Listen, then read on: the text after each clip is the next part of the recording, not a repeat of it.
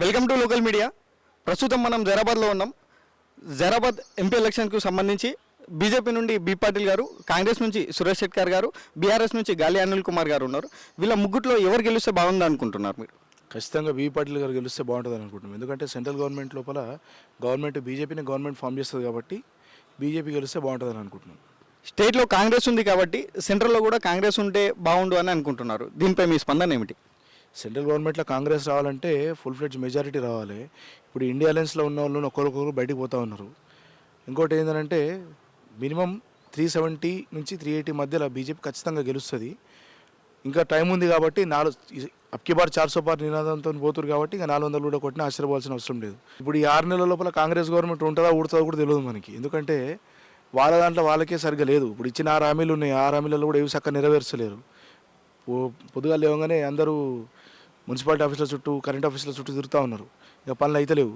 So ఈ 6 నెలల తర్వాత జనాలు ఫెడప్ అయిపోయారు అనుకోరి, ఆ గవర్నమెంట్ ఉంటుందా ఊడుతుందా కూడా తెలియదు.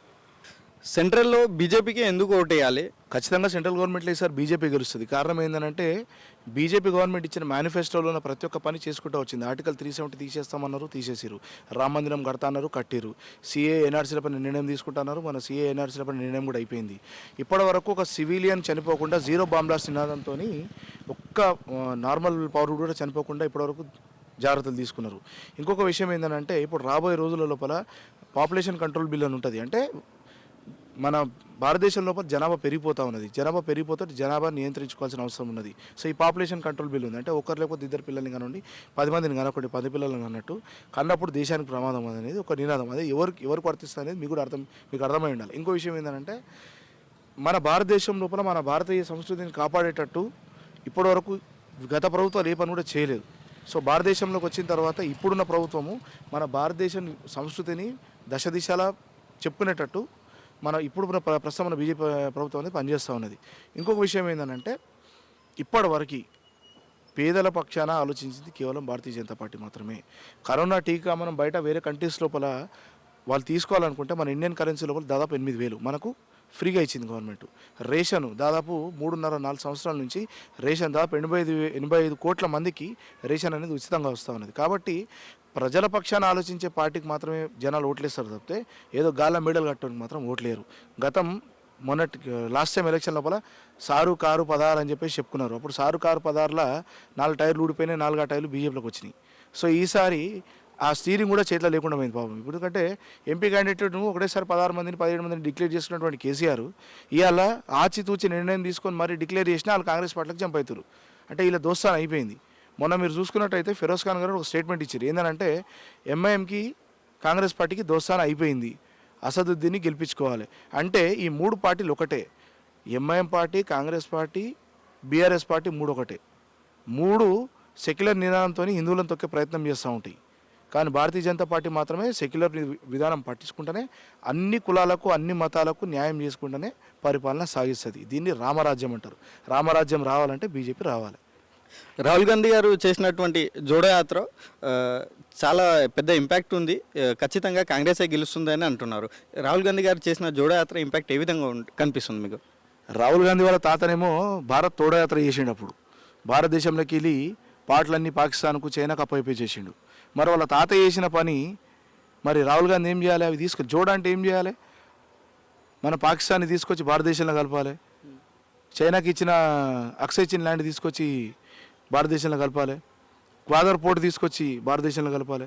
ఇవన్నీ చేయకుండా కాశ్మీర్ నుంచి కన్యాకుమారి నేను ఒక ర్యాలీ తీసినా, నడిచినా, నేను అందరు కలిసి నాకు ఓట్లేస్తారు. రాహుల్ గాంధీకి సినిమా అర్థమైపోయింది బ్రదర్. రాహుల్ గాంధీకి సినిమా ఏం అర్థమైపోయిందంటే ఎటుపోయినా సరే మోదీ అంటారు కాబట్టి ఇంకా నాకు గెలవను, నాకు ఛాన్స్ లేదు, నాకు అవకాశం లేదని చెప్పేసి అర్థమైపోయింది. All the way Bharatiya Janata Party principle ఏంటంటే ఒక ప్రిన్సిపల్. ఫస్ట్ దేశం, సెకండ్ పార్టీ, లాస్ట్కు నేను. Nation first, party second, self last. అంటే భారతీయ జనతా పార్టీ సిద్ధాంతం ఏంటంటే ఫస్ట్ దేశం గురించి ఆలోచించాలి. రాహుల్ గాంధీ తన ఆస్తుల గురించి ఆలోచించండి తప్పితే దేశం గురించి ఎన్నడూ ఆలోచించడు. రాహుల్ గాంధీ ఒకవేళ ప్రధానమంత్రి క్యాండిడేట్ అంటే జనాలు ఓట్లేస్తారా? నవ్వుతారు జనాలు. ఇంకో విషయం, వాళ్ళ దాంట్లో ఒకవేళ ప్రైమ్ మినిస్టర్ క్యాండిడేట్గా మంచిగా చదువుకునే వ్యక్తి మన్మోహన్ సింగ్ అని పెట్టుకున్నా కూడా ఆయన డమ్మీ క్యాండిడేట్ అయిపోయాడు. వాళ్ళని నమ్మేటట్టు లేరు. ఇప్పుడు మొత్తం భారతదేశం మొత్తం యువత మొత్తం భారతీయ జనతా పార్టీ వెంటనే ఉంది. ఉద్యోగాలు ఇస్తలేరు అని చెప్పేసి భారత్ జోడో యాత్ర లోపల మాట్లాడిండు. అయితే ఇక్కడ ఒక్క విషయం ఆలోచించుకోవాల్సింది ఏంటంటే యూఏఎన్ నంబర్స్ అని ఉంటాయి, యూనివర్సల్ అకౌంట్ నెంబర్ అని ఉంటుంది ఒకటి. ఏంటి అంటే ఒకవేళ ఒక వ్యక్తికి సంబంధించి 15,000 లేకపోతే 18,000 మధ్యలో జీతం వచ్చిన క్యాండిడేట్కి ఒక యూఏఎన్ కార్డు ఇస్తారు, ఆ యూఏఎన్ నెంబర్ ఉంటుంది. మన భారతదేశం లోపల 2014 నుంచి ఇవాళ 2024 దాకా దాదాపు 8,65,00,000 వరకు యూఏఎన్ నెంబర్లు కొత్తగా జనరేట్ అయినాయి. దాంట్లో స్టేబుల్గా 7.5 కోట్లు ఉన్నాయి. అంటే 7.5 కోట్ల ఉద్యోగాలు వచ్చినట్ట రానట్ట? అంటే వీళ్ళు ఏమంటారు, 2 కోట్ల ఉద్యోగాలు ఇస్తా అంటున్నాడు మోడీ, మరి ఇప్పటిదానికి ఉద్యోగాలు ఇవ్వలేదని అన్నారు. భారత్ జోడో యాత్ర లోపల అన్ని ఫేక్ ప్రామిసెస్ చేసుకుంటూ పోయిండు. ఇప్పుడు ఏదో న్యాయపత్ర అదేదో ఇచ్చిండు, ఆ న్యాయపత్ర లోపల విషయాలన్నీ చదివితే కామెడీగా ఉంటుంది. సో రాహుల్ గాంధీకి అంత స్కోప్ లేదు, అంత సినిమా కూడా లేదు. అన్న నమస్తేనా. నమస్తే. ఎంపీ ఎలక్షన్స్ వచ్చినాయి కదా, మీరు ఎవరికి ఓటేద్దాం అనుకుంటున్నారు? మేమైతే మోడీ గారికి ఓటేద్దాం అనుకుంటున్నాము. ఇక్కడ మన స్టేట్లో ఏదున్నా కానీ ఢిల్లీలో మాత్రం మోడీ గారు ఉంటేనే దేశం అభివృద్ధి అవుతుందని మేము అనుకుంటున్నాము. ఇక్కడ ఏంటంటే మా గరీబ్ వాళ్ళకు ప్రధానమంత్రి ఆవాస్ యోజన కూడా మోడీ గారు అమలు చేయడం జరిగింది. కానీ ఇక్కడ కొంతమందికి కూడా ఆల్రెడీ అభివృద్ధి చేయడం జరిగింది. ఇప్పుడు అప్లై చేసుకున్న వాళ్ళకు కూడా వచ్చాయి కొంతమందికి. కాబట్టి గరీబ్ వాళ్ళను మోడీ మంచి అభివృద్ధి చేస్తున్నాడు. ఇప్పుడు ఉచిత బియ్యం అని 5 ఏళ్ల వరకు ఉచిత బియ్యం ఇస్తున్నాడు గరీబ్ వాళ్ళకు కూడా. ఇప్పుడు ఏం లేని వాళ్ళకు కూడా బియ్యం ఉంటే ఏదో ఉప్పు కారమో నూనె వేసుకొని తింటాడు. కాబట్టి మోడీ గారికి ఓటేయాలని మేము అనుకుంటున్నాం. స్టేట్లో కాంగ్రెస్ ఉంది కదా, మరి సెంట్రల్లో కూడా కాంగ్రెస్ వస్తే మంచిగా ఉంటుంది అని అనుకుంటున్నారు. సెంట్రల్లో కాంగ్రెస్ వస్తే మంచిదని కాదు, దేశం అభివృద్ధి చెందాలంటే మోడీ గారే ఉండాలి. ఇప్పటి వరకు 10 ఏళ్ళు కూడా కాంగ్రెస్ చేసింది, 50 సంవత్సరాల నుంచి కూడా కాంగ్రెస్ చేసింది. కానీ ఏమున్నది, ఎక్కడున్నది అక్కడే ఉన్నది. ఇప్పుడు అయోధ్యలో రామ మందిర్ కూడా 15 ఏళ్ల నుంచి చేస్తున్నారు, 50 ఏళ్ల నుంచి కాంగ్రెస్ చేస్తుంది. కానీ రామ మందిర్ కూడా మనం కట్టలేకపోయినాం కాంగ్రెస్ పాలనలో. అన్న నమస్తేనా. నమస్తే బిట్టు గారు. అన్న ఈసారి ఎంపీ ఎలక్షన్లో మన జైరాబాద్ పార్లమెంట్ నుంచి బీజేపీ నుండి బి పాటిల్ గారు, కాంగ్రెస్ నుండి సురేష్ షెట్కర్ గారు, బీఆర్ఎస్ నుంచి గాలి అనిల్ కుమార్ గారు బరిలో ఉన్నారు. వీళ్ళు ముగ్గురులో ఎవరికి ఓటేద్దాం అనుకుంటున్నారు? ఇప్పుడు నేను గత 4 సంవత్సరాల నుంచి ఎన్ఎస్యుఐ కార్యకర్త, దాంట్లో నేను కూడా కాంగ్రెస్ పార్టీలోనే. ఇప్పుడు నేను ఓటేద్దాం అనుకుంటున్నా. ఇప్పుడు మా పార్టీకి వేసి గెలిపిద్దామనే మాకు కూడా ఉంటుంది. ఖచ్చితంగా మా పార్టీకి సపోర్ట్ చేయాలని అనుకుంటున్నాం మేము కూడా.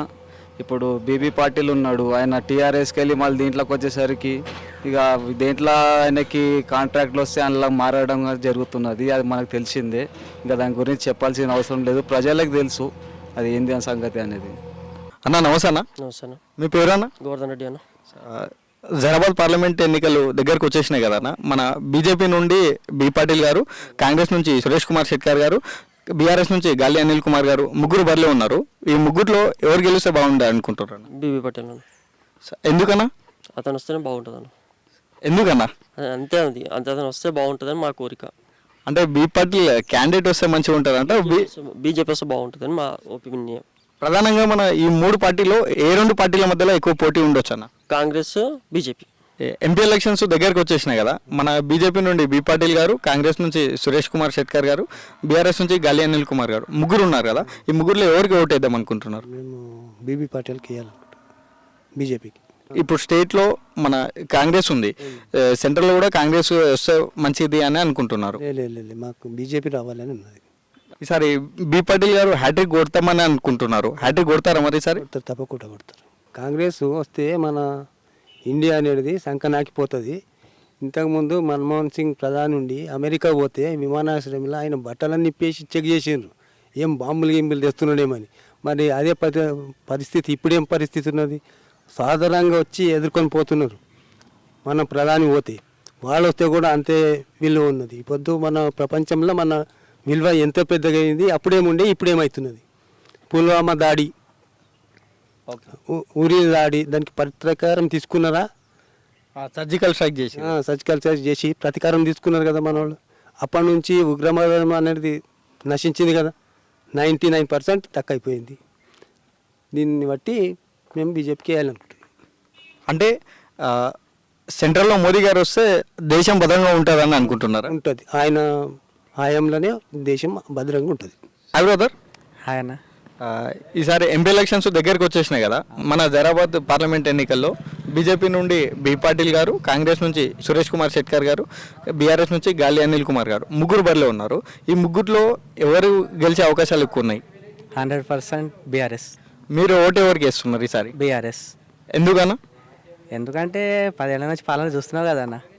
10 ఏళ్ళ కిందట ఎట్లుండే, 10 ఏళ్ళ తర్వాత ఎట్లున్నది? ఏ మంచి పని చేయలేడు, అన్ని మంచి పనులే చేసింది కదా. ఒకప్పుడు రోడ్లు లేవు, నీళ్ళు లేవు, తాగడానికి ఏం లేవు. ఇప్పుడు కష్టం అనేది పేరు చెప్పుకోకుండా బతికిపించింది కదా కేసీఆర్, ఇంకేం కావాలి? ఆ, రాష్ట్రంలో బీఆర్ఎస్ ప్రభుత్వం అధికారంలో లేదు, మరి ఎంపీగా గెలిస్తే ఏ విధంగా ఉండబోతుంది? ఈ ఎలక్షన్లో 3 నెలలు 4 నెలలు అయిపోయింది, ఇంతవరకు కూడా ఒక డెవలప్మెంట్ లేదు. అంతకు ముందే చూసినావు కదా, 14 నెలలు ప్రజలకు తెలిసిపోయింది మంచి చేసేటోడో ముంచేటోడేవాడో. ఆ మాత్రం తెలియకుండా ప్రజలు ఇప్పుడు అంత పిచ్చోళ్ళు అయితే కాదు కదా, ఇప్పుడు తెలుసుకొని బీఆర్ఎస్కి వేస్తారు.